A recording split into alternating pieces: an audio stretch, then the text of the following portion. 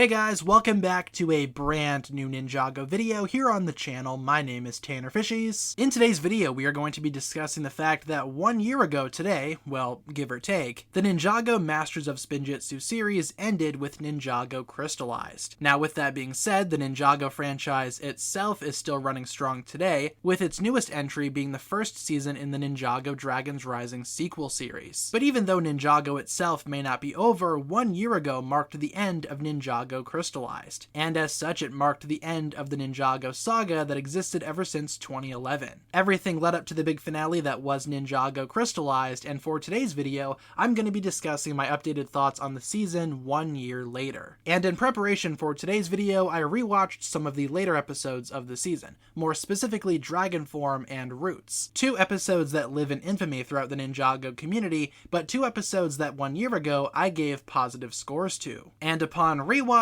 I have to say I still find myself really enjoying these episodes and the season in general. So first of all, Ninjago Crystallized to me feels like a love letter from the Ninjago staff to Ninjago fans, and the Ninjago series itself. Early seasons of Ninjago started certain plot points that Ninjago Crystallized managed to finish, with the Overlord or the Crystal King being revealed as the main antagonist who's been operating in the shadows throughout the past couple of seasons. I had always said prior to Ninjago Crystallized that the Overlord should be the big bad of the final Ninjago installment, and sure enough he was right here. He's just as menacing and as evil as he was way back in seasons 2 and 3, and while some Ninjago fans might not like how the Overlord is a generic bad guy just for the sake of being bad, I think it makes sense considering Ninjago's lore and canon, which describes a balance between light and darkness, with the Overlord being the physical embodiment of evil itself. So to me his character makes sense, and I really enjoyed how he was handled in Ninjago Crystallized especially. The season also does an awesome job at wrapping up certain arcs for certain characters, more specifically Lloyd, Garmadon, and Harumi in particular. With Lloyd, it was awesome to see him fall closer and closer into his fear of becoming his father, which we knew about from several seasons prior. That's what I mean with Ninjago Crystallized paying attention to older plot points and making them make sense for its own story. Lloyd is scared of diving deeper into his Oni side, and when we see that unlocked towards the very end of the season, it's ultimately very brief but effective in showing that Lloyd has finally lost it. And while Lloyd's story may not be perfect, we'll talk more about that later, I still think it did a good job at summarizing how Lloyd has been feeling as of late, and how he feels in this season in particular. Also, we have Garmadon coming back, and his bond with Lloyd in this season is ultimately tested to see whether or not it would actually exist. Because prior to this, Garmadon's resurrected form had not really been a father figure to Lloyd. In this season, towards the end, it finally happens, and these two reconcile for the first time in a long time. I thought that entire endeavor was handled extremely well, and Garmadon's characterization in Ninjago Crystallized is one that I admire greatly. Also, we have Harumi. Like I said, Harumi is another main antagonist of this season, returning from her role in the Oni trilogy, and her storyline ends with her being redeemed, so to speak. And considering everything that we knew about Harumi prior, with her origin and her history, I thought her redemption made sense, and it was very much in line with what we saw in her final appearances towards the end of Ninjago Hunted. And a powerful character moment for Lloyd comes when he ultimately forgives Harumi. In addition to all of that, the 4 original ninja, Kai, Jay, Cole, and Zane, team up with several allies from Ninjago's past, and they are able to achieve Dragon Form. And in those Dragon Forms, the ninja managed to take down their respective villains, which had a nice sense of closure to it, unless you're Jay, in which case you just fight Pythor because that's all that's left. But still, from these 4 ninja, the final thing that we see them do is combine the golden weapons together. The Brotherhood unites for one final stand, and using their golden weapons and their elemental power, they save Lloyd, giving him the power that he needed to defeat the Overlord. Now, like I said, Ninjago Crystallized is not a perfect season, not by any means, and I do have some criticisms. I do think this season itself is overall very safe, and they could have taken a couple of risks here and there. Maybe tried killing off certain characters, who's to say? Like, for example, the season does kind of set up the fall and ultimate death of Master Wu, but it's almost like the season itself decided that they were toying with the idea at some point, and may have even considered that as a possible ending for the season, but decided not to in favor of a happier ending, which we will talk about more in a second here. And also with Garmadon, they fake out his death too. But to a lot of Ninjago fans, myself included, the biggest missed opportunity is Lloyd's Oni form. I mentioned earlier how Lloyd's Oni form was a very big part of his character during this season. However, when we finally see it, it's only on screen for maybe about 20 seconds in total. It's more than enough time to show us that Lloyd has indeed fallen victim to his greatest fear, but at at the same time, it resolves itself way too quickly. However, if the original ending of Ninjago Crystallized was ultimately used, I don't think we would have any issues like this. For those that may not be aware, one of the original endings for Ninjago Crystallized saw Lloyd ultimately succumbing to his Oni form. In this alternate version of the story, Garmadon would have actually died at the hands of the Overlord, sending Lloyd into an Oni-powered frenzy of blind hatred and fury. He would have physically destroyed the Overlord rather easily, but he would have become the series' new villain, with the original 4 ninja presumably in their dragon forms and wielding their golden weapons, having to confront Lloyd in the Oni temple, where he would have ultimately taken the Overlord's throne. And while the Ninjago Crystallized that we got still showed us a sacrifice to save Lloyd, this would have been a lot more heartfelt and a lot more touching overall. It would have been a lot more risky as well, and it possibly could have been more of a payoff. Don't get me wrong though, I still really enjoy the ending of Crystallized that we got, it's just not perfect in my opinion. I think the Ninjago Crystallized concept could have benefited a lot from having a similar structure to that of Dragon's Rising, and the storylines, the plot, the ending, all of that probably would have flowed a lot better if the season had 20-22 minute episodes as opposed to 30 11-minute episodes. And speaking of criticisms, one of the strongest fan critiques for Ninjago Crystallized from Ninjago fans was in direct response to a choice made by Ninjago series co-creator Tommy Andreasen. For those that also don't know, Tommy Andreasen is no longer working on the Ninjago series, as Crystallized was his last season. And as such, since he's been here since the beginning for these characters, he was there when they were initially crafted and he's watched them grow and develop season after season, he wanted these characters to end in a happy place. And with that being said, I totally understand where he's coming from. I fully respect that decision. I think that's an awesome goal to set yourself up towards, especially thinking about it in his shoes. He's worked on this series for years and years. Now with that being said, I'm not saying you cannot critique Ninjago Crystallized, but this right here is the reason why Ninjago Crystallized is as it is, how it ended the way it ended. You might not like it, you might not be a fan of it, and that's totally okay, but me personally, I get where Tommy Andreasen was coming from. I think it's far from a perfect season, but do I ultimately feel content with what Ninjago Crystallized gave us as a finale to Masters of Spinjitzu? Of course I do. I think it's a very solid ending with some hiccups every now and then,